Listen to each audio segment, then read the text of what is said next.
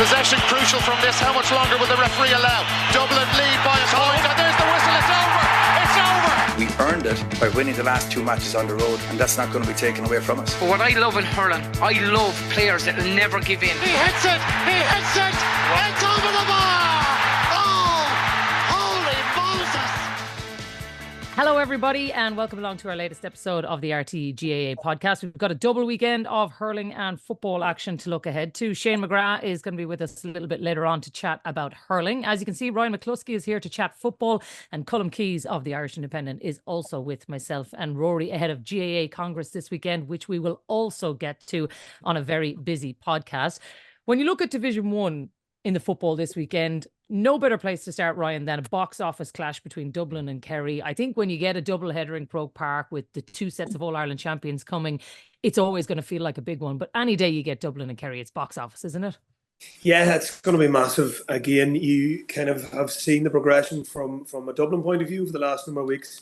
You can see they're steadily building. You can see some of the players are getting back into the form that we're so used to seeing over the last number of years. And then I suppose, yeah, we're looking at Kerry and we're looking at the Clifford show again, you know, and it happened again at the weekend. You know, it was madness from Mayo, you know, allowing him to be one-on-one inside. And listen, there are very little words we can now use to describe, you know, how good he actually is. But it's always box office when it's Dublin Kerry, and yeah, it just wets the lips. We can't wait. Yeah. Do you know what? I saw Lee Keegan making the point during the week column that if it wasn't for David Clifford, Paddy Clifford would be being described as one of the greatest footballers Kerry ever saw. And to be fair, it was exactly that way last weekend because he's been absolutely magnificent too.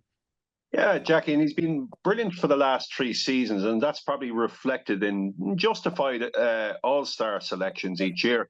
If you remember, he was slow to be brought on. He hadn't played minor or under 21 for Kerry.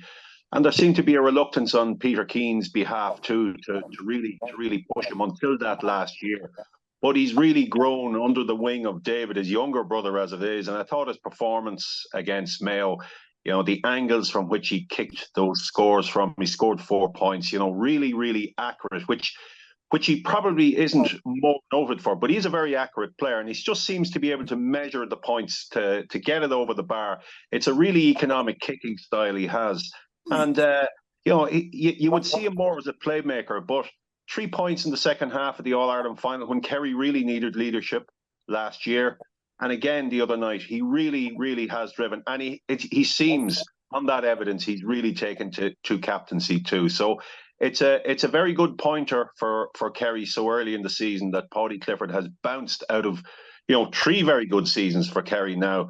And already he's shaping like a fourth. So yes, he would be one of the great Kerry players, considered if he wasn't the older brother of who may turn out to be the greatest.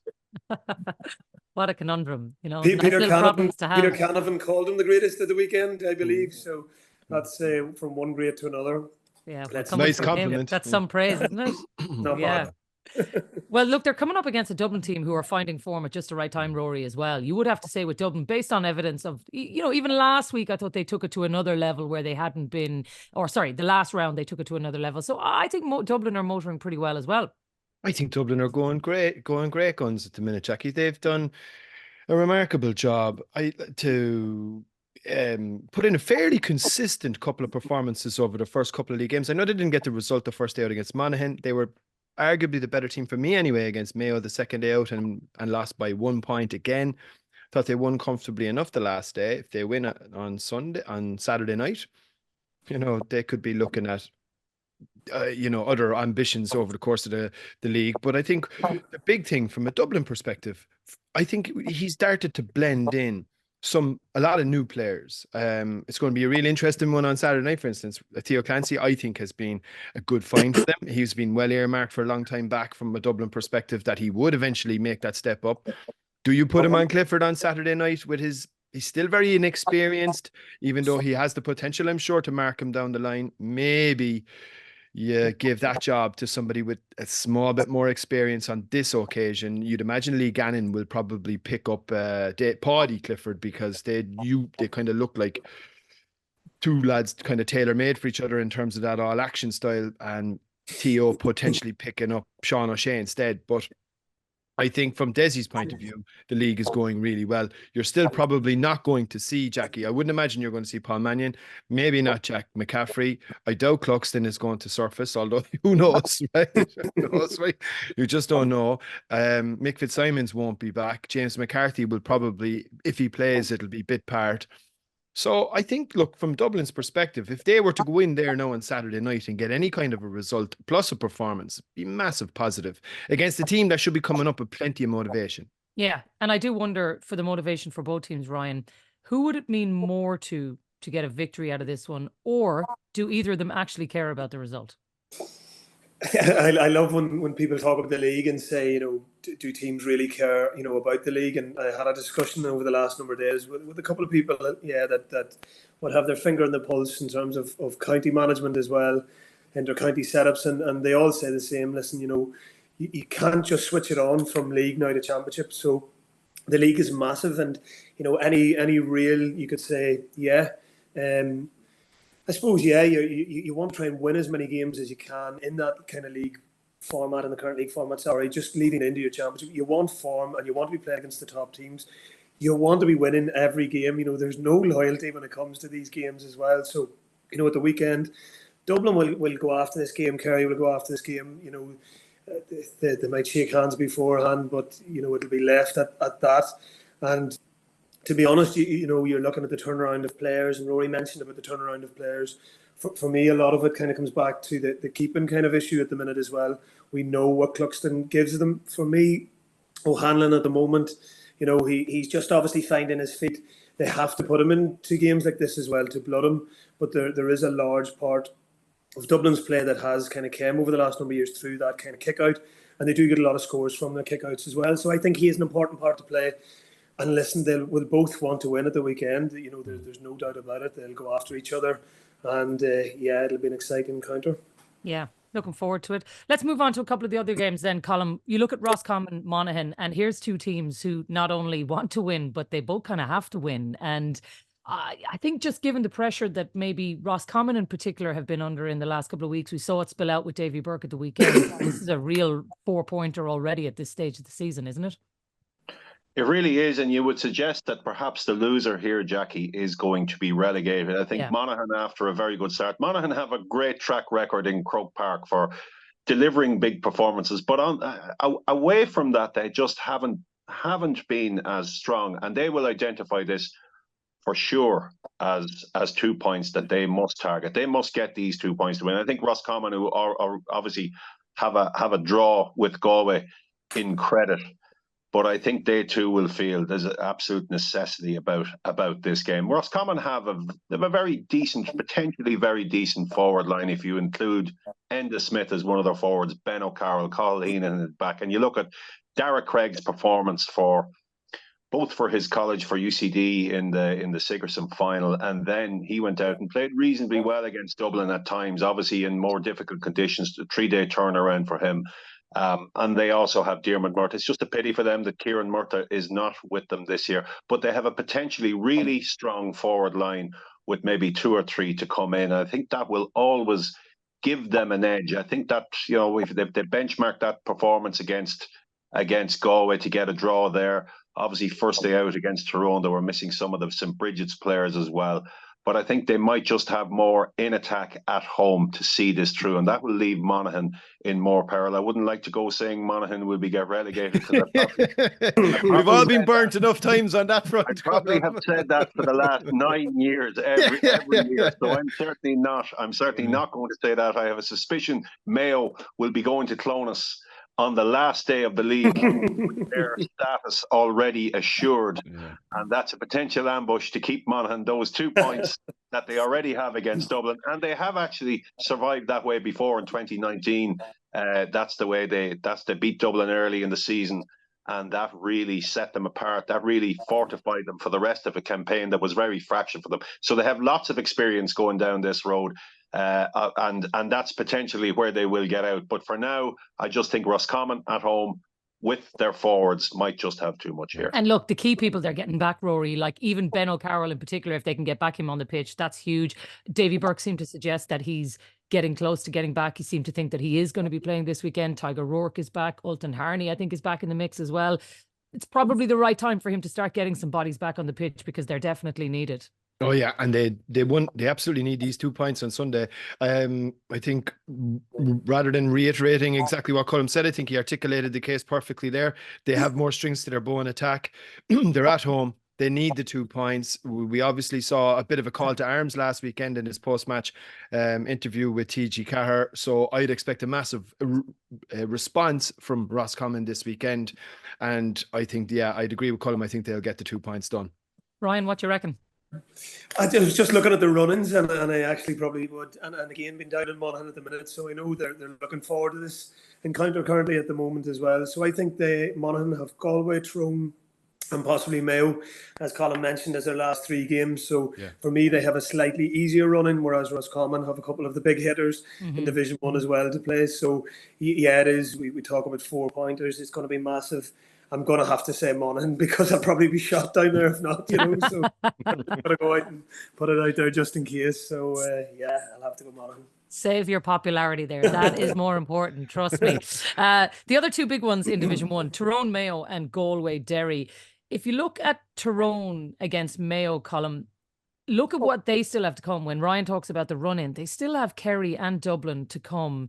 Both of them away as well. So for Tyrone, the run here that they have in particular, it's just this block of games is for a team that has already been struggling. This is going to be an extremely difficult patch for them to try to navigate to get any points out of these games.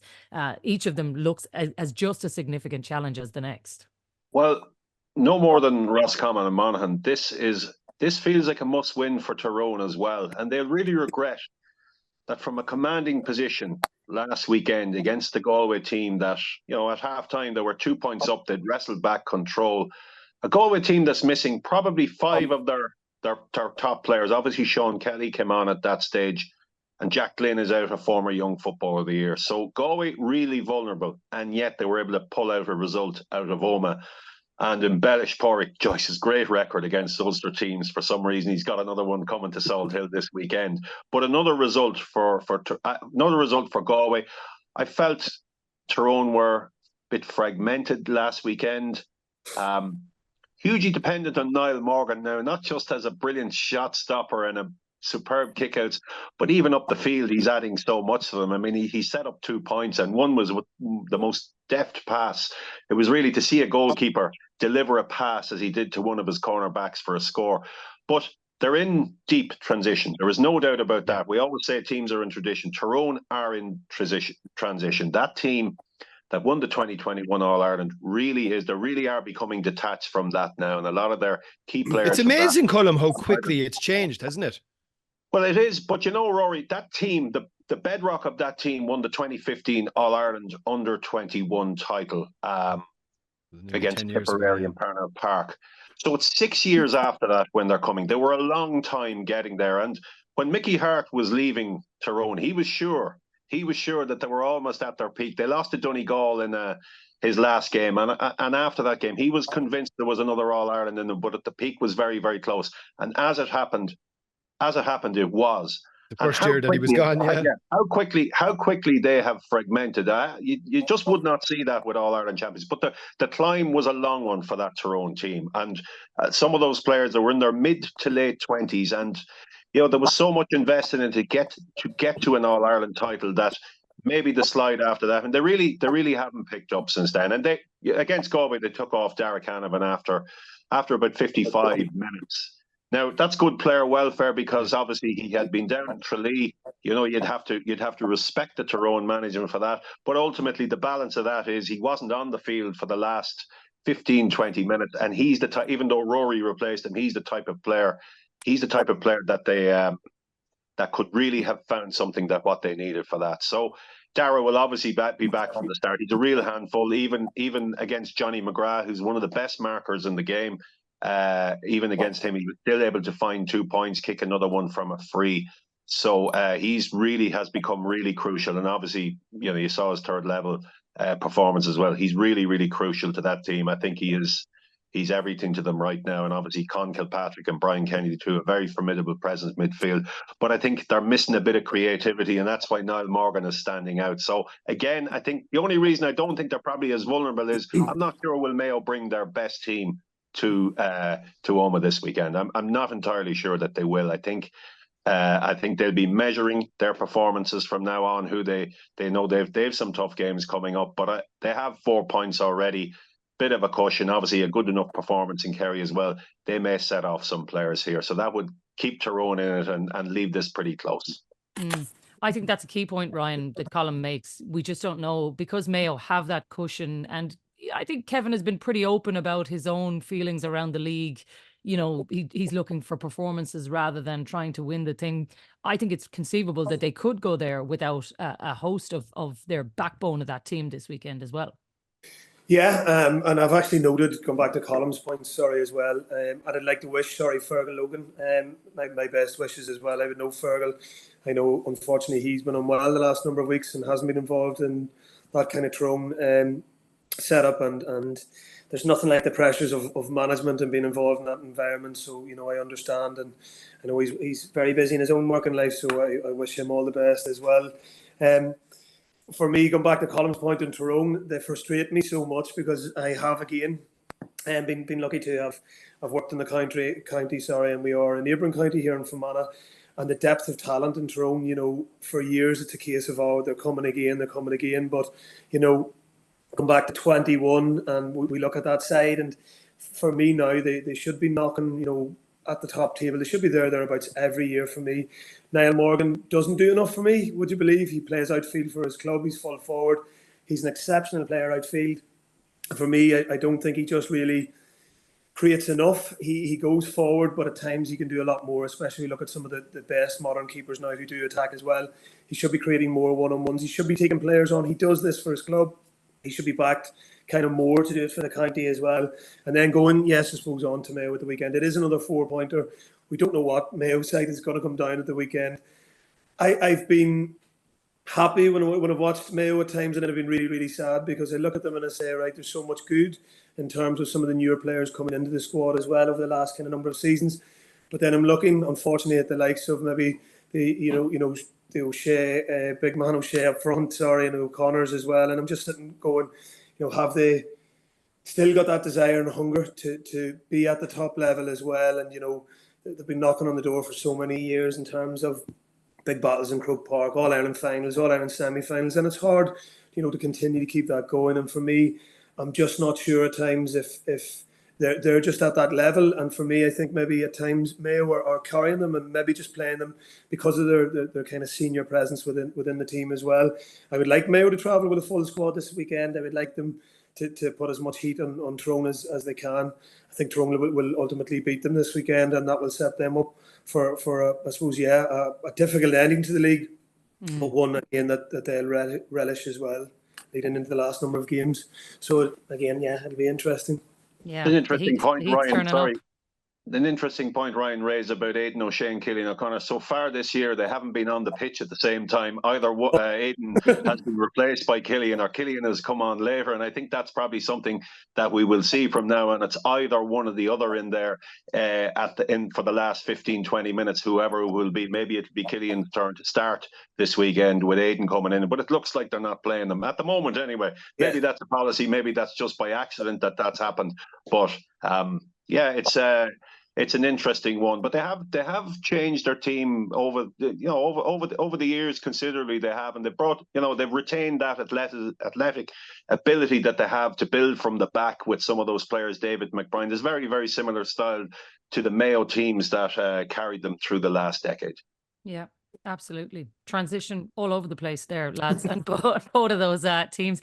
Let's finish off on Division 1 then with Galway Derry. And you chatted about Galway in that game against Tyrone last week. Definitely signs of improvement. I think, Rory, we all kind of agreed from what we saw, but different test this week against what everybody, on this podcast and plenty other places has been describing as the best team of the year so far. This is a completely different test for Galway this weekend against Derry. Yeah, this fascinating game. Like, it's one that I'm really looking forward to. The only thing, it's in Salt Hill, and the forecast, believe it or not, is for wind. Now, can you imagine what it's going to be? There's a shock. Wind in Salt Hill. It's probably one of the worst places playing story-wise as well I've ever been. Yeah.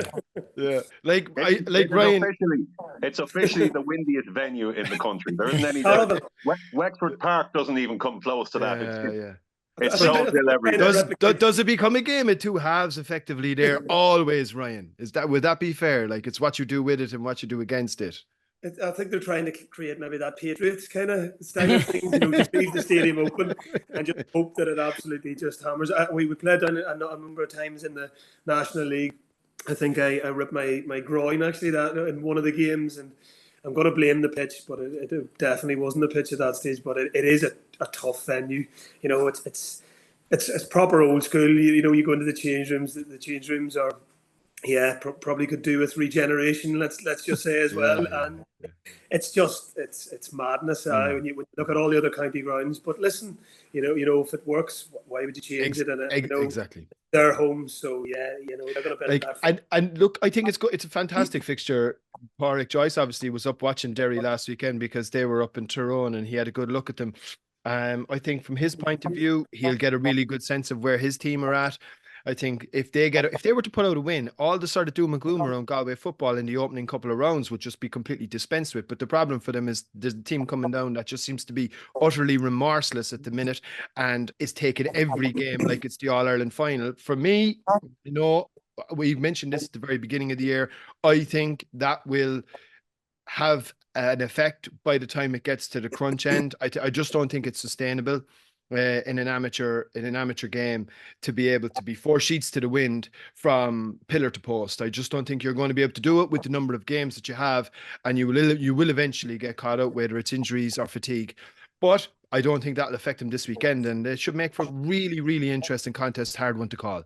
That said, Rory, right? If you think about it, with Derry having Dublin and Mayo to come next, this in itself is almost like that mini group stages that they could face later on in the championship. Like, Mickey Harte could do worse than treat this like that and say, right, this is a real heavy block. Let's see if we can get through this, because you are trying to replicate those scenarios for later. But I totally accept your point about the depth thing as well. That is key. And he is adding depth. He has added a couple of players already. He's given loads of lads their debuts. He's found one or two, really good player, really absolute diamonds that I'd imagine will feature heavily come championship. They won't be solely dependent on Shane McGuigan, but I just think, look, like this time of the year now, you're only a couple of weeks out from the beginning of the championship, and I think it is definitely about pacing yourself. If they come down to Salt Hill, hammer and tongs, it'll give you a good indication of their mindset. And it's only a personal view. I've just got no theory behind it, but I just don't think that's sustainable for an entire season. Well, Rory, they came very, very close last year. They came very close. No cigar, though. No cigar. Yeah, I know that. But Garrett McKinless's goal is not stopped. Is not stopped by Shane Ryan, or his goal opportunity. That save isn't made, it goes in. Maybe Derry get to an All-Ireland final and Kerry don't just have those. And maybe it was fatigue in the run-in in the last 15 minutes of that All-Ireland semi-final. But they were very, very close, adopting even a more stringent policy towards having their best team out on the pitch all of the time. That was Rory Gallagher's philosophy, carried on by Kieran Meany. They played their best team all the time, even first day out against Limerick last year. 6 days after the All-Ireland final, Conor Glass, Ethan Doherty are back out on the pitch in that game. And similar again, Mickey Harte has different approach in some respects to Rory Gallagher and Kieran Meany, in that they've used 35 players between McKenna Cup and the league so far. Last year they carried a panel of 29 that went up to 30 when Kieran McFall played. So they have been spreading the load a little bit better, even though it doesn't look like that. But more players by comparison to last year. They have a bigger panel for a start. Much more on their squad. That's a different approach from Mickey Harte. So I think even though we don't see it, they probably are working more replacements. I mean, Derry were very sparing under the previous regime, even with the replacements they brought in. In the Ulster final last year, I think they made 7 substitutions, but 4 of them actually came back in. I think the load has been spread a bit more here, which could make the difference to them in the end. Ryan, I think Jacqui, I think they've broke some type of stat as well. If you look at what they've done coming up from Division 4 over the last number of years, they must have some record in terms of National League wins from 4-1. I would love maybe somebody to find that out, but they certainly must be up there. I can't remember 2 National League games they've been beaten in actually as well over the last number of seasons. So I think they've set an unbelievable precedent over the last number of years, and even when they've got up to Division 1, they've been unbelievable. And again, if you look at how ruthless they are and the job they've done in Monaghan at the weekend, they'll look to do the exact same this weekend against Galway.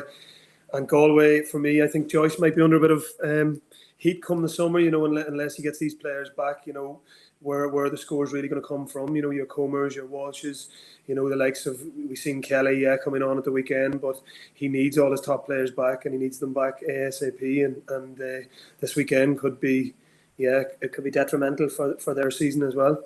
Yeah. All right. Well, look, we're going to have to zip through Division 2 now in basically nearly a word each before we run out of time. To me, pistols at dawn from Brewster Park, no? Well, there's that. To be fair, in a way, Ryan, that has become, okay, you might say Armagh Donegal is the game of the weekend because it is in a way, but it could be shadow boxing, who knows? But Fermanagh Cork, actually, really, for both teams, Fermanagh probably feeling maybe 3 points from 3 games is a reflection of some of the football they've played. But for Cork going to Brewster Park, this really is, I know Rory's laughing about pistols at dawn, but it is that scenario for Cork, because if they come away with nothing, suddenly they are staring down the barrel of potentially Tailteann Cup football. Yep. And that is not something that anybody in Cork would have expected this time last year.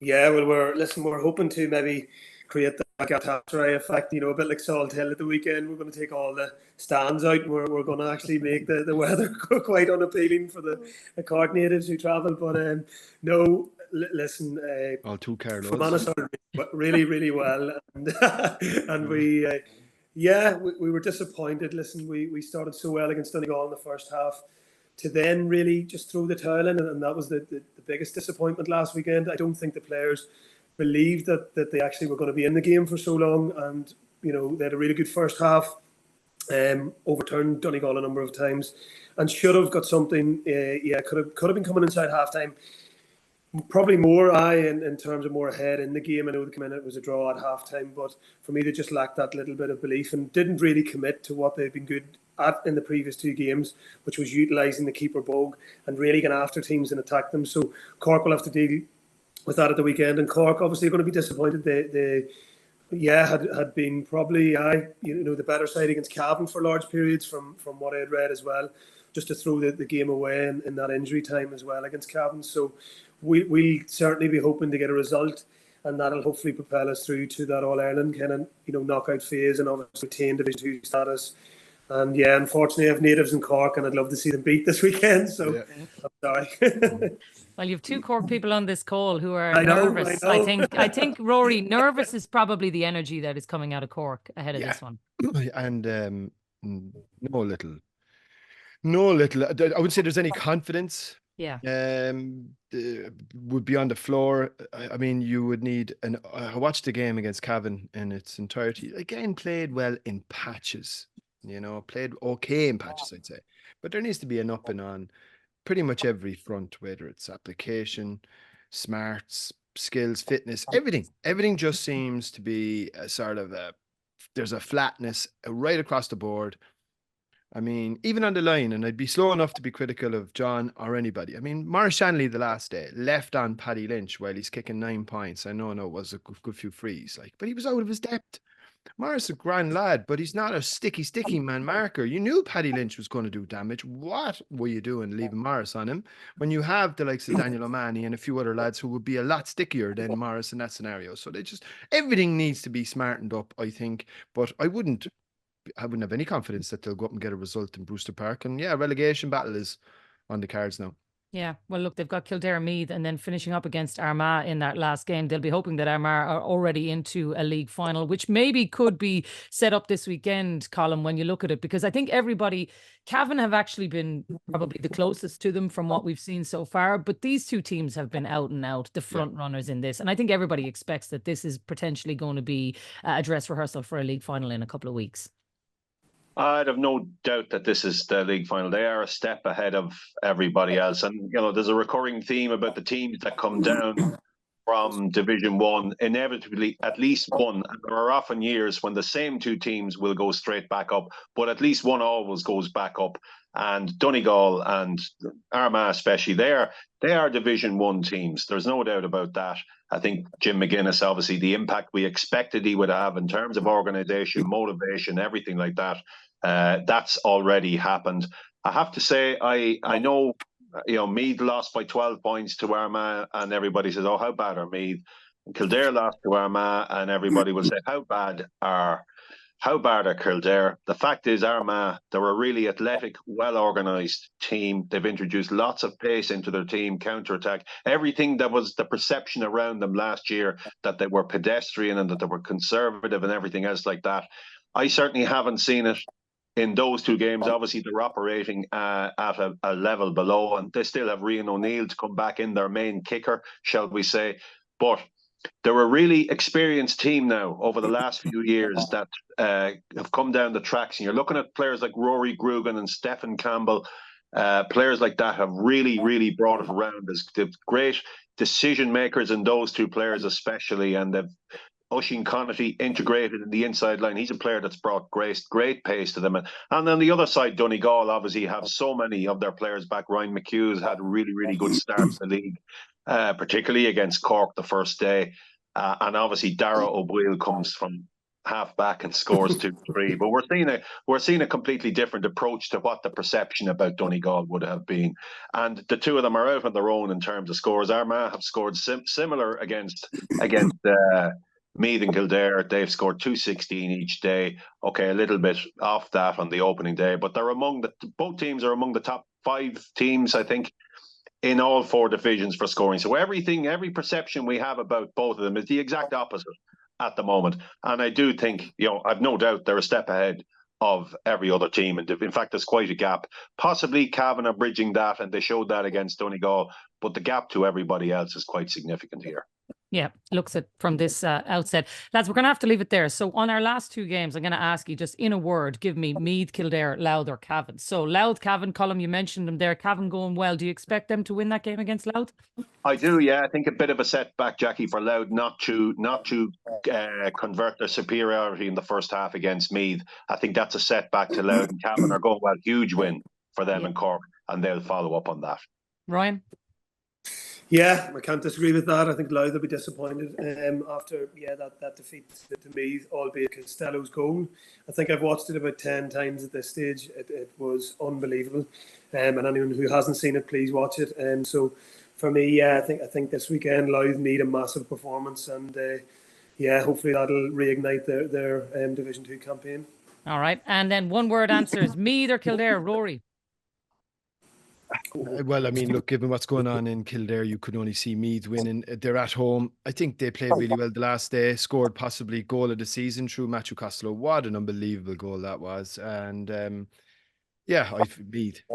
Meath. Colm? I think this is a draw between 2 nervous teams, Jacqui, something around that. This is an opportunity for Kildare to get back. They know they beat Meath in a similar game last year down in Newbridge. They beat them 3 years ago, I think it was. They probably know they have better players, and I think they will see this as an opportunity to turn the corner, at least to stop turning the other way, and they will see this as an opportunity. All right, Ryan, last word to you on that one: Meath or Kildare? I have Glenn Ryan's resurrection game written down, so I'll go for that. All right. I'll go for that. All right. Well, lots of fun to get through this weekend. Ryan, thanks a million for being with us. Colm's going to stay with us as we turn our attention to hurling. But Ryan, chat to you soon.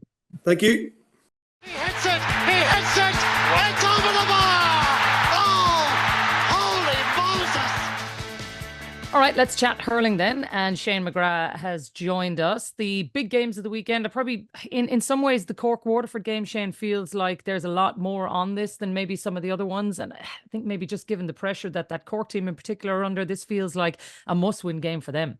Yeah, it is. Yeah, it's not. We're still off championship, but I mean, it's kind of knockout stuff for Cork now. Really, the way it's going to work out. Like, say, they've still on 0 points. You know, if they lost this, I don't think mathematically they can get through. Like, really, with the head-to-heads and stuff like that. And it's just not great. It's not a great preparation for the championship, Jacqui, I suppose, either.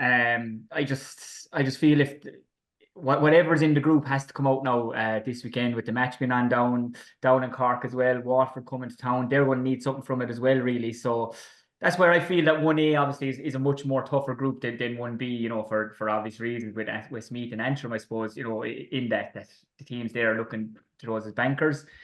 And I don't know what the excuse is for Cork if they don't perform this weekend, Jacqui. Like they have the Fitzgibbon lads back now. Lads are starting to come back from injury as well. Now, although I know Robbie O'Flynn probably won't feature with a bad hamstring injury, I believe. But like, say, even to see Mark Coleman coming onto the field last week, I mean, that had to be a real feel-good factor, regardless of the result, for a lot of people going away. And the amount of possessions he got on, and you could just see that Mark Coleman, a bit sharper, probably would have scored 2 points against Kilkenny the last day. But even he hasn't hurled in nearly 2 years, Shane. Yeah, like, I mean, I just thought he was exceptional when he came on. The amount of ball he got on, and looked like a lad, Rory, he was mad for road. He wanted to be involved in every play. Fair enough, he got caught in possession once or twice, but like, what do we expect for, as I said, his first game back in so long against Kilkenny? We thought he was really good. So that's definitely the thing. But what I'm trying to get to here is, if Cork, like with the likes of Mark Coleman, and I suppose Dara Fitz will probably maybe feature, I think Pat Ryan will be, for me, Pat Ryan will say, I'm going as strong as I can. We have to win this. We have to win it for a few reasons.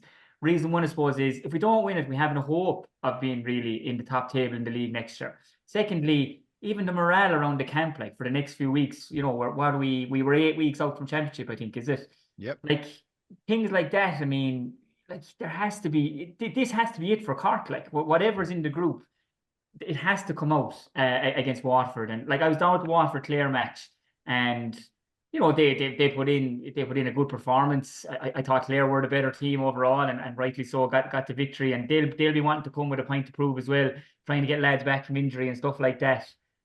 So I think that this is a no-brainer, that this is going to be the tie of the weekend. So I just feel that Cork have to perform. They really, really do. Like, do you know, the other big thing for me, Rory, is if you look at the way the Cork run-in is, they've got Offaly and Wexford away to finish. No disrespect to either of those teams, but Cork have had some of their bigger games to start with, and on the run towards the championship, it feels like the high heat of Munster Championship is a long way away from them. Over the next couple of weeks, they're not going to hit the heights of that. And if Shane is right, you know, if they don't get this train moving quickly, 8 weeks is a very short time period to whip this thing around, and to be ready for a Munster Championship that we've seen in the last few years has been absolutely ferocious. Yeah, like, you could also be lulled into a little bit of a false sense of security when you're playing Offaly Wexford, who might pull handbrakes up depending on what their ambitions are, given they have obviously got a tough Leinster campaign to be prepping for too. And all of a sudden you run into an absolute, you know, anvil when you get into the white heat of Munster Championship, but especially as well, your first 3 tests, like Kilkenny, Clare, and Clare first day out in Ennis, Kilkenny and Waterford. And if you were to lose all 3 of them, I think it would be, you know, like, that's a litmus test really for where you stand at a springtime. Now, look, ultimately, and Cusack mentioned this the night of the live show below in Páirc Uí Chaoimh, that ultimately Pat Ryan will be judged on championship, but they need to win this weekend just to give the whole place a boost, if nothing else. Yeah, I mean, look, I think, Colm, you might say for Waterford, they're in a similar position in that they'll also want to feel like they're trying to cement their place for league season for next year as well. They've got Wexford and Kilkenny to come, and you might argue that they'll want the points just as much as Cork will, and I'm sure that's what Davy Fitz is saying. But it does feel to me, from the outside looking in, that there is definitely more pressure on Cork in this one than there is for Waterford, coming down to Cork, who are still trying to get bodies back themselves. Yeah, I thought the response from Cork when they went so far behind against Kilkenny was heartening from that point of view. Okay, they didn't win the game, and they're coming in against a Waterford team that are still missing players and only getting them back. Now, it looks like Desi Hutchinson might be back, Peter Hogan might be back, Callum Lyons, I think, is expected back, but they're still missing others. And Stephen Bennett is playing, obviously, picked up an injury the last day and is playing through what has been described as a career-threatening injury. So Waterford have a lot of issues. I always suspect that, and I think sometimes when you have so much underage success as Cork have had with their under-20 success over the last number of years, it is very, very hard to find what is your best team. And I still think they're rummaging around for that. They have a lot of choices there coming through over the last number of years. In addition to the established core, the Damien Cahalane and Mark Coleman, now obviously Dara Fitzgibbon, that spine of the team is still there. And they're probably still the leaders. And the leaders on that on those under 20 teams have yet to really find their feet, and to find that leadership capacity is not there yet from some of their younger players. And it may take, before that really takes hold, it may take some of those older players to move on. So before they settle. And you see it in Gaelic football too, where a lot of underage success obviously doesn't automatically lead to senior success. But notwithstanding all that, I do think Cork will put in a performance this weekend, and I do think they will win and get into that third place. And I think this is probably looking like a third place playoff if you judge the results. And I do think they will turn their season around. I thought second half, the last day, I saw signs there, and to come back against Kilkenny as they did, that, as I said, that's heartening. The other two games in Division 1A, then Wexford against Clare, Kilkenny against Offaly. I mean, Clare, Shane, we've been talking about this Clare team, that they are the form team in Division 1A. And again, I think this weekend, there's so many people will be backing them to continue the success, because the trajectory that they're on, they look like they've done a lot of work over the winter. And this is a team definitely going in the right direction. Yeah, and like even the last day, like, you know, because of the Fitzgibbon, I suppose Brian Lohan decided to kind of pull a few lads out just before throwing, like we say, you know, well, maybe the group knew, but as in regards us being down there going by the programme. So like say Mark Rogers didn't play, Adam Hogan didn't play, Diarmid Ryan didn't play, Darragh Lohan didn't play either. Like, and I just think that, again, if I thought they were a better team down in Waterford, I really thought they were full value for the win. But I mean, Mark Rogers, I suppose, everyone's seen what he's doing if it's given, but even watched him in a Clare point of view, how good he was against Cork the first day, 11 points. Like, we're all talking that they don't have Tony and they don't have Shane O'Donnell. But this, I think this guy now is, you know, he's well known now, like he's Young Hurler of the Year and everything. Like, but I mean, the weight of expectation sits well with him, I think, you know, and I you know, if like Brian Lohan could go down to Wexford. I was there last year, Jacqui, and they gave Wexford an unmerciful beating, albeit that, you know, Wexford were decimated by injury and Clare went strong. Like, are they going to, like, Brian Lohan, I think, will look at, say, right, let's maybe try and get this semi-final thing, try and get it wrapped up now this weekend, like, you know, and that way he could, you know, he could maybe look at a couple of guys positional wise, or maybe try out a couple of guys in the last couple of rounds. Like, so I do still think Clare are probably the strongest, the nearest to Limerick, physically, hurling wise, you know, the depth of their panel as well. I don't know where Wexford are at, Jacqui. You see, this is it for me. Like, say, I do understand it, and I was there that day that they drew with Kilkenny, right? Now Kilkenny were without 9 of the starting team from the All-Ireland final against Limerick. They didn't even feature. I think they actually trained elsewhere that day. Even the last day against Cork, Rory, like you say, Kilkenny brought back 5-6 of those guys, and they all featured against Cork. So they were much stronger against Cork than what they were against Wexford. And against Offaly as well. You know, Offaly are they're still trying to find their feet at this level, Jacqui. Like, so, albeit Wexford without 13 men, they drew with Offaly. Like, the rest of the teams will be looking at Offaly as a banker. Like, and I'd say Wexford were looking at Offaly as a banker, 2 points as well, down in Wexford Park and everything. Conditions aside, Offaly came up and gave a great performance and got their draw. So what I'm trying to get to here is, I still don't really know where Wexford are at. Like, I know they're missing players and they've lads to come back, the likes of Dee O'Keefe, Matthew Hanlon, these kind of guys, top players. But I really do think that this weekend, down in Wexford against Clare, I think this is their first real test for them.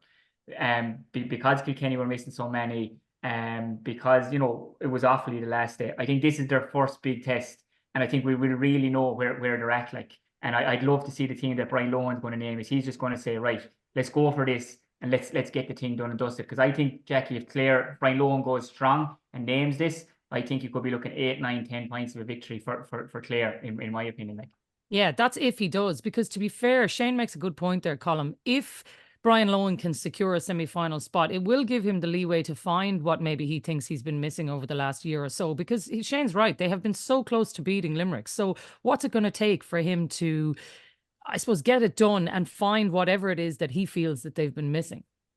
There's probably players coming off the bench to make a difference. And, you know, Mark Rodgers has obviously stepped up. Shane Meehan is another player who, over the last number of years, he looks a really, really tidy inside forward that maybe we haven't seen enough of either. But I don't think they are missing much. Obviously not without Tony Kelly and Shane O'Donnell. If it suited Shane O'Donnell not to play in the league over the last 2 seasons, that's been his pathway, and he's had no trouble. He's had his best 2 seasons, perhaps notwithstanding his All-Ireland final performance in 2013. But he's had his best 2 seasons over the last 2 years by not playing in the league. So that's a pathway for him to follow every time. So it's about developing Robin Mounsey, players like that, Shane Meehan, and giving Mark Rodgers even more responsibility in the absence of Tony Kelly. And so far, that's happened right on cue for them. And I agree with Shane. I think they'll win well in Wexford. They have an edge over Wexford, certainly in Championship. They seem to just have the measure of them every time. Even though when they weren't going well 2 years ago, they were able to come and win late. And sometimes a team has that mental edge over them. And I think they have that over Wexford. If Wexford could go out and play Kilkenny every day, it'd be great for them. I mean, their record against Kilkenny,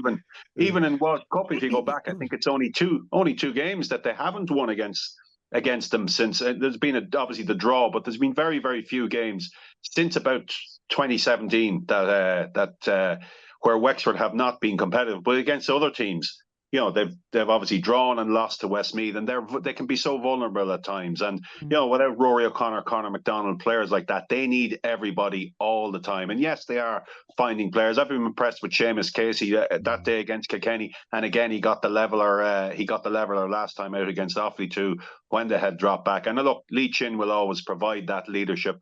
And they've brought in Conor Foley, who really impressed me against Kilkenny, that full back. But you just wonder, without their best team all the time, can they really compete at that level? And I'm not so sure they can. I think Clare will have a big edge here. Yeah, well, look, they already have 2 points on the board, and their final 2 games are against Waterford and Cork. It's going to be some scrap between the 3 of those teams in terms of at the other end. But if Clare are the front runners, then Rory, are Kilkenny in this Group 1A? Are they the closest to them that you've seen so far this year? I think so. I mean, the O'Loughlin Gales guys were kind of drip fed back. I think Hugh Lawler certainly. And did Paddy Deegan play the last day against Cork? He did, didn't he, Shane? Paddy didn't play the last day.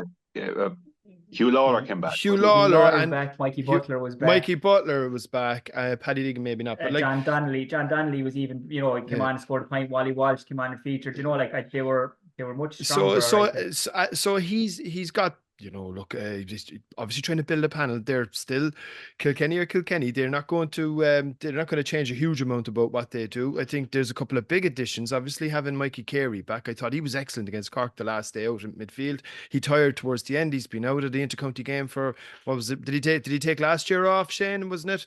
Mikey Carey went travelling, didn't he? Yeah. So like he'd probably need a little bit of match sharpness and a bit of match fitness. I'm sure that'll come, and you'll still have your old reliables. TJ will be back in the mix. Look, they'll be in Nolan Park this week against Offaly. It's the first time Kilkenny and Offaly have met in a league game since 2018, which is give you an indication of how far and how long Offaly have been off the top table. They don't actually meet in Championship that often anymore either, because Offaly haven't been in the Liam McCarthy. So I've often looked at this fixture, and particularly in the years that Offaly have been down, and there's an element of Stockholm syndrome I find sometimes with the Offaly gang, in that they kind of look at Kilkenny with a little bit too much reverence. What I'd love to see from Offaly this weekend is just to go out and flake all around them and just get absolutely stuck into them, because that's like, there's one sure way. If you're going to try and play hurling this weekend, and in fairness, they are in very good physical shape, they have looked to close that gap. That was one thing that was extremely noticeable the last day below in Wexford Park. discipline is good. They've got plenty of spread of scores in the attack. I'd imagine still a little bit early for Adam Screeney to be throwing him in, but he probably will start him. Who knows? I mean, he's just such an incredible talent. Yeah, so like I think it'll probably be 2 points for Kilkenny. At the same time, I'd be very interested to see what kind of performance Offaly can bring to the table. Yeah, well, look, hopefully those 3 games in Division 1A are all competitive, because Division 1B, Shane, as you've alluded to, just it hasn't felt like that. You've got Tipperary, Westmeath, Antrim, Galway this weekend. Maybe the Antrim Galway game, just given where it's on, Casement Park is a tricky place to go, might be closer. Dublin, Limerick, probably the tie of the round in Division 1B this weekend. I think we alluded to it on the football part of the podcast earlier. When you've got the All-Ireland champions coming to town, it makes such a big deal. Same thing with the Dublin footballers and then the Limerick hurlers being part of a double bill in Croke Park. You'd hope that it'll be a big atmosphere and a celebration of everything that we've seen that is good about the GAA. I suppose the difficulty is, what kind of a Limerick team are we going to see on the pitch, you know?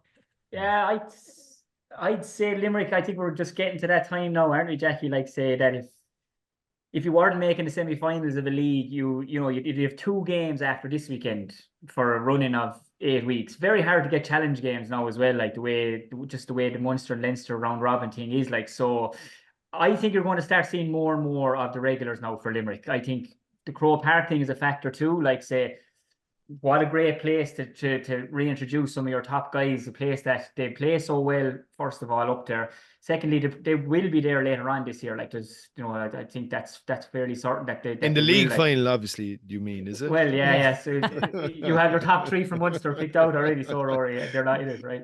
So there you go, more controversy. But like, I think that John Kiely will be looking at this, maybe get 8, 9, 10 maybe, Jacqui, of the top guys on, and then to say to the likes of Donegal Dálaigh, maybe Shane O'Brien, Adam English to a lesser degree, because we know about him, Cathal O'Neill maybe, but they're still not on the guaranteed starting team. Colin Coughlin, like, to say to them, look, I'm going to give you a chance here now, like, here's a chance for you, because this is a place that we know that we can perform in, and there will be a nice crowd in it by the end of the game, I'd say, Jacqui, with the Dublin Kerry game being on afterwards. So I think John Kiely will look at 8, 9 of the top guys, and then to the rest, let's say, look, here's a big chance for you. I mean, if you look at the other side of it, Liam Cahill has made no bones about it. Like, he's cutting his panel after the Westmeath match. So whoever's playing for Tip, if they're not the guaranteed championship guy, which we know a lot of them, like, there's going to be 5, 6, 7 the lads maybe playing for Tip at the weekend going, I don't perform here, this could be it now for me. So that's from a Tip point of view. So John Kiely could be doing the same to say, lads, look, I'm giving you a chance now, because next week, in the next game we're playing Tip, and then in the last game we're playing Galway, and I'm going to be very, very close to my championship team for those 2 days, especially the Galway day anyway. So I think that's what you're going to see, Jacqui. 8, 9 and a few guys getting a go. From a Dublin point of view, look, I said it during the week, I just think they just don't look comfortable playing the top teams at the moment. They just, like, I thought the Tip scoreline maybe didn't reflect, it was 10 or 11 points that Tip won by in Parnell. Maybe it was a bit closer than that, but at the same time, I just don't think I think they've struggled to replace Donald Burke, like most counties would, but a team like Dublin really, really have. What's the best position for Owen O'Donnell, like, when he does come back? Like, are you going to have to sacrifice one of the best, maybe, full-backs or defenders that is there, because you're just you don't have him up front? And, like, is Danny Sutcliffe going to feature again, or, what position is he going to play in? And I just don't think Dublin are there. And I know it's a work in progress, but it was a work in progress last year as well. And maybe the players aren't there from all done out. That's what I'm trying to say. And I think Limerick will win Saturday night in Croke Park. And I think with the group they have and the strength they have in depth, again, like the Wexford Clare game, I think Limerick could win this game by 5, 6, 7 points plus. Depending on who takes the field, but regardless, lads, whoever doesn't take the field for Limerick, it's scary the strength that they have in depth at the moment, and the younger lads from last year now with the experience. I'm talking about the Shane O'Briens, to say, right, they enjoyed last year. I mean, what a year for them when you're as an 18, 19-year-old. But now I'm sure it comes to say, hey, I want to be part of this. Yeah, I want to be on the field, like. So that's what I think. I just think Dublin, I just don't think they look they look comfortable at the top with the top teams at the moment. Anyway, Jacqui. And the scary thing of that column is if they're not comfortable already at the moment playing against the top teams, if you do have 8 or 9 of those All-Ireland winners coming back, Shane is right. That could become a very difficult afternoon for Dublin in Croke Park. It could be, and you just wonder about the whole Dublin hurling project that is always there. It's always in the back of our minds that at some stage the capital city is going to come and really develop, enough hurlers to sustain a really strong. But it looks as if the Anthony Daly era is now the peak, certainly the modern day peak of Dublin hurling, because agree with Shane, they seem to be slipping back quite a bit. Just about got over Antrim the last day. Now Antrim will always be competitive against fellow teams around the same strength all the time like that. But I agree they've slipped back considerably. I don't know whether Limerick are at the right stage yet to really go after them and beat them, as you suggest. They didn't do it against Westmeath the last day. It took them a while. It's quite a gamble, not in some respects, to hold back so many of your established players so close to the start of the competitive season. Obviously, it's a very competitive environment in Limerick. There has to be, with the level of talent that they have. There's no doubt about that. But to leave off so many frontline players, and let's face it, when they line up against Clare in the opening round of the championship, we know what their team will be. Probably down to 14 players, and if they're all fit and well, you know what the 15 is going to be. They're really only battling for high team jerseys in Limerick at the moment. As long as everything is to form and they're going to play everybody that we expect them to play. So they have a competitive environment down in Limerick, but it's still to me a gamble that they so many of their frontline players are slow to come back, and I think that probably gives Dublin a chance here. Not to win, obviously, but to compete. Yeah, well, that's interesting because the one thing is, Rory, John Kiely has, this isn't his first rodeo. He's done this. This is a well-worn path. He knows what it looks like. They've still been coming to the end of the league, finding themselves in league finals, winning league finals. If he is resting players, it's because he has this thing down. Well, they won everything last year, and I felt at times in the league. Now, the league was maybe a more 7-up light in terms of competitive integrity. Maybe last year there's possibly a little bit more integrity in the competition this year, and there certainly will be next year onwards. But I suppose, from his point of view, what will he want? I think he'll know pretty much 11, 12, maybe even 13 of his starting 15. He might even know his entire starting 15. I don't know. I'd ask the lads, when Limerick tog out in that very first championship match on whatever day it is, the 19th of April, will the team that takes the field be any different to the one that played in last year's All-Ireland hurling final? It will, because Sean Finn is back training. Well, Sean Finn and Declan Hannon. You know what I heard? What I heard the other day? Okay, idea shot down. Yeah. This is what I heard the other day, though. Look, I cannot, I was just going, Jesus Christ, that's how good they are. I heard the other day, what's going to happen? Sean Finn will be back training. Yeah, Jacqui Hannon. I was talking to good hurling person now. And I said, who will lose out? Sure, realistically, Mike Casey will probably lose out. And I was going, Jesus Christ. I said, that's how good they are at the moment. But Mike Casey's going to lose out. Himself and Hugh Lawler are going toe to toe for full back positions for All-Stars the last few years. And I'm going, what do you do, sir? Sean Finn is one of the greatest cornerbacks ever to play the game. Jacqui Hannon is just so good and calm on the ball and so good at that 6th position. So Mike Casey might lose out, or maybe, What a lovely conundrum for him to be. Well, it isn't going to be Barry Nash, and it is. No, but sure, is it Dan Marcy? No, maybe, yeah. David Burns, Kyle Hayes. I don't know. I can't see any change. I can't see any change. I don't look. Sean Finn has 8 weeks. He has to get some competitive games into him.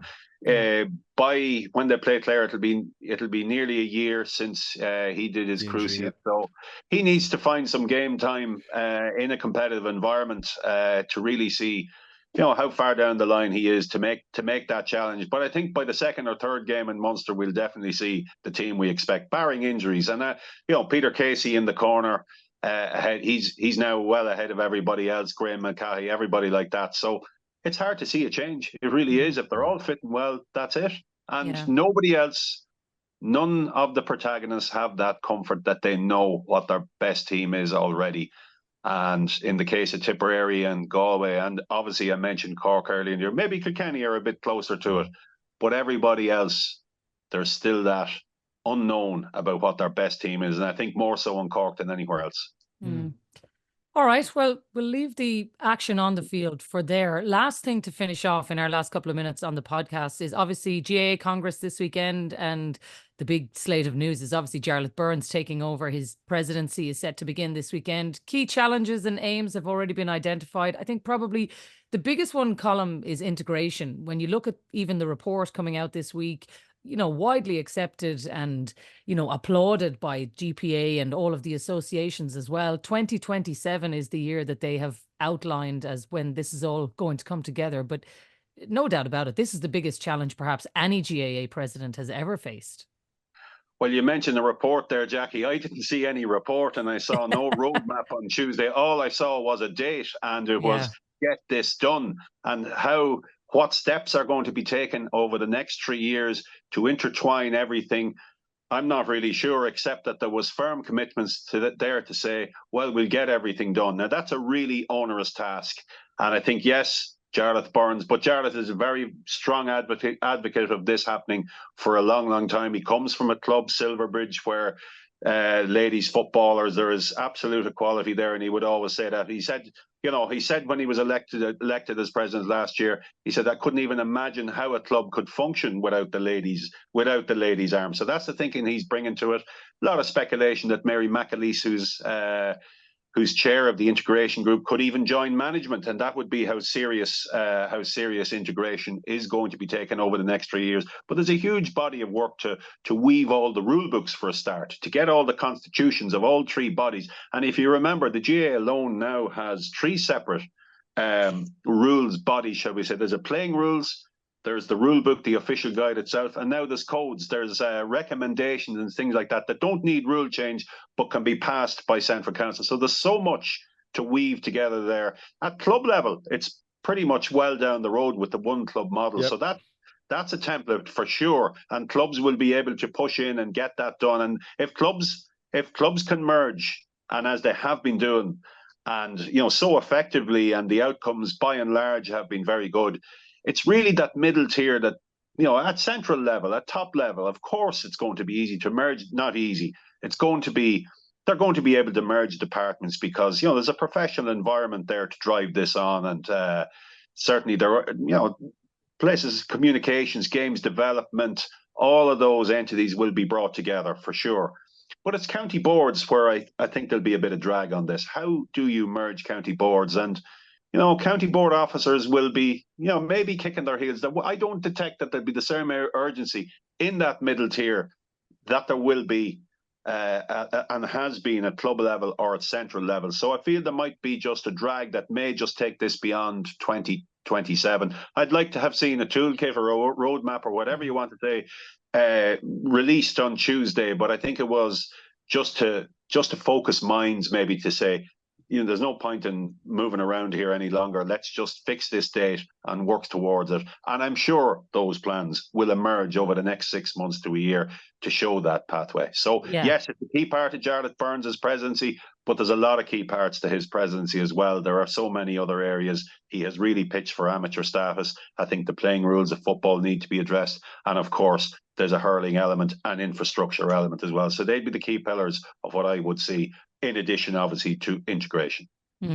Just on the integration one, before we move away from that, Shane, a friend of mine who works in football, as in soccer in the UK, said, he'd seen the date of 2027 and said to me, God, I work in football, we do it here all the time. How is it taking you so long? 2027? God, that seems ages away. And I was actually saying to him, God, I thought 2027 was ambitious. And I'm not being facetious about that, because to me, all of the problems that Colm has outlined about the rule books, the guidelines, the administration, all of that, you see it in the one club model. Yes, fundamentally, everybody wants this to work, but actually at ground level, trying to get all of these things in place and put all the right people, it is going to take time, and people are going to have to be patient.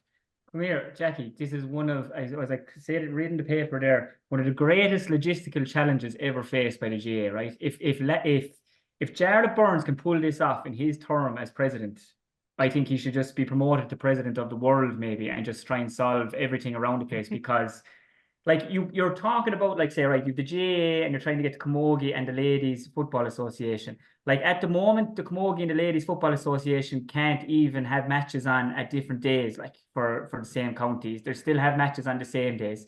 You'd hear stories of, someone maybe bringing in a ladies football or a Camogie calendar into the other organisation, into a meeting, and going, look, maybe we could work together, and being told, look, you may tear that up because we're not going to work with them. So I think, like, this is some challenge, like, for Jarlath Burns. Like, I mean, he talked about legacy, and I was reading about him as well. He said if rather than a 3-year plan, if it takes 10 years, and if it's someone else that finishes it, he doesn't mind that. So, he speaks very well. I have to say, I think this man has potential to be a really good leader of the GAA. He's a very, very honest. He's a very passionate. He speaks honestly. Everybody in his club, Silverbridge, only speaks highly of him. They say he is a real grassroots man. But I'm telling you, Jacqui, if he can pull this off, and by towards 2027, not the 1st of January, or whatever it's going to be, 2027, and if they're all under the one umbrella, I think it will be some achievement for him, because, as I said, there's so much to go on. You'd have to have, maybe one president for all the associations. Congress-wise, how would it work? I suppose you'd be looking at having one Congress, but maybe 3 conventions within the one Congress, and in terms of trying to get all the bodies into the room. Colm, you'd know this better than I would, like, from being at them. But, I just think you'd have to have, like in big schools, you have the principal, and you might have 3 or 4 vice principals. I think maybe if you have one president, you might have maybe 3 or 4 deputy presidents to try and just oversee the whole thing and make sure it's running smoothly. So what I'm trying to say, Jacqui, like, this is something, like, I suppose I heard a great quote during the week that he was in the room when it was announced, but he wasn't really in the picture. And I think that kind of sums it up, to say he's aware it's going on, but this really has been saying, there you go now, Jarlath, and the very best of luck to you. And that's, I don't know, Colm, now, what do you think? I'd say Shane, Jarlath Burns has already hit the ground running on all of these issues, including integration. He would be very close, I think, with Mary McAleese, even, who is chairing it. And I think even around amateur status and hurling, I think Jarlath has a lot of work done already, in anticipation that he knows the challenges are so great that he needs longer. He needs a run in for these 3 years. So I would say a lot of work has already been undertaken from his point of view, and he knows exactly where he's going. He's not coming in blind to this. He's got a great appreciation of the GAA from the bottom up, top down, everything like that. He's been in charge of committees, while never a provincial chair or a county chair, which is unique in itself in many respects. Well, obviously Larry McCarthy wasn't either, but he was involved in New York at administrative level. But merging and pulling, you mentioned Camogie and ladies football there. The same conflicts are there between football and hurling that have never been resolved in some counties, with one or other sport being marginalised in those counties. And there's not equality in those counties between football and hurling. So this is a difficult path to pass, to travel. If you think about it, at management level, will it be 33%, 33%, 33% representing each county board executive between Camogie ladies football and between the GAA as they exist at the moment? Will they slot in a third like that? They're the difficult parts, and that's where there's going to be jockeying for positions, and people will feel marginalised if they're not. So there's a lot of those things that have to be ironed out before they get there, but they will get there, and he will be a very, very strong leader for it. I'm sure of that.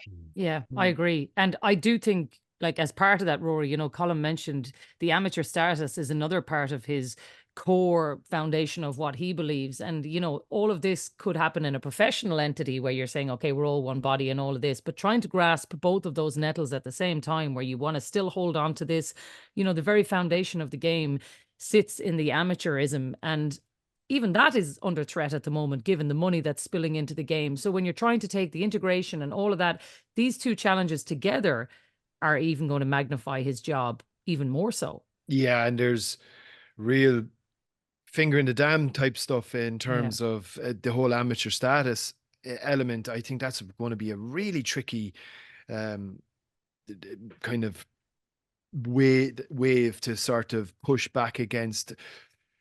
Look, I suppose from his point of view, I think one of the things I would say, and I agree with the lads and I agree with everybody, he's a brilliant communicator. He's very articulate. He's very passionate. He will be a good leader. I think he will represent an awful lot of what's good about the Gaelic Athletic Association, but I do also believe that there's been an erosion of our values. The values within the association have been slowly but and surely eroded over time. It has become a colder association. It has become much more commercially driven. It has become much more bethrown and behoved to corporate sectors, corporate boxes, sponsorships on jerseys, intercounty spending. Everything is revolving around finance, which will obviously be a big, massive problem in integration as well, by the way, because money is always at the heart of all problems in life, as we all know. So I think the very notion of the amateur status is certainly the next big, that's the next big frontier. Now, there is a sense, right across the board from the players, and Shane, maybe correct me if I'm wrong, they don't want to go down that road. They don't want to be professional. Or they certainly don't want to be paid. They understand that there's a very delicate ecosystem here whereby we all feed in, we all play our little roles, and the whole thing, because it's important for us to all feel a big part of something that's bigger than all of us and that we can pass on to the next generation of Irish people and keep it an extremely important part of our culture alive.